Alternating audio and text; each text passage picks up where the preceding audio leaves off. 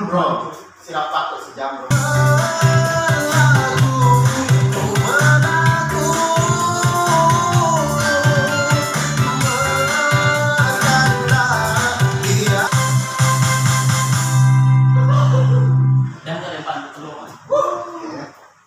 Dia kan dalam sekarang.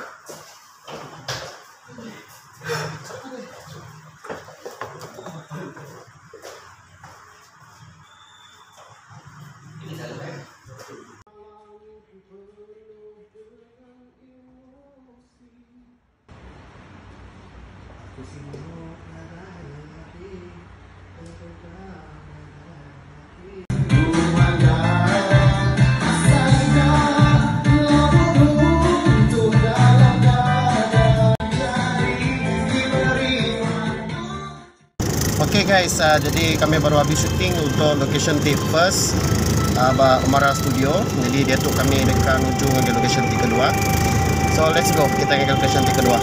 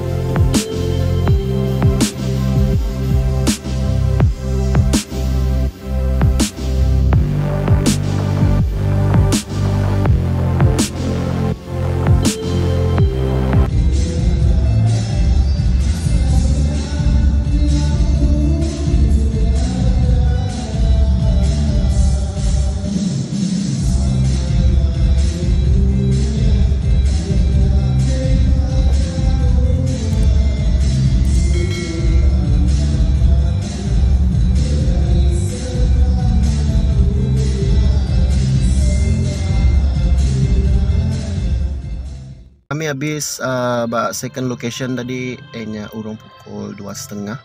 So dia tu udah pukul 6.30 lalu.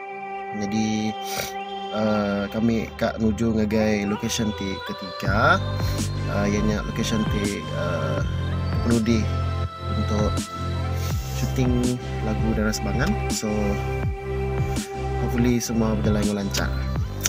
Let's go.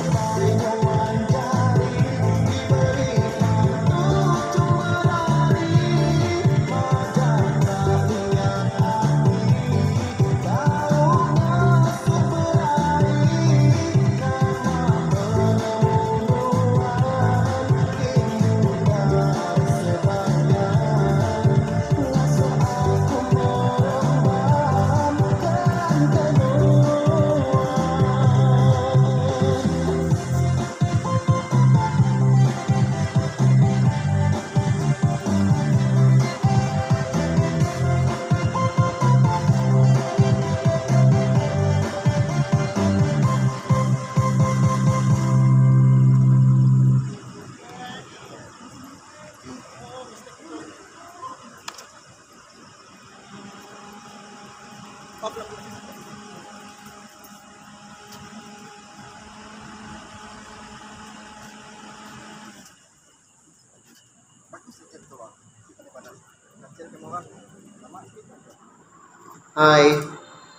jadi settle penguat kita bakal ke Sarito syuting untuk lagu Dara Sebangan. Jadi jika bertemu terima kasih hanya kita bertemu dari BTS behind the scene Dara Sebangan pada ke sekali itu mengharap kita boleh dukung music video Dara Sebangan kalau kita baru. Jadi terima kasih hanya kita boleh mendapat video tu bertemu baru kita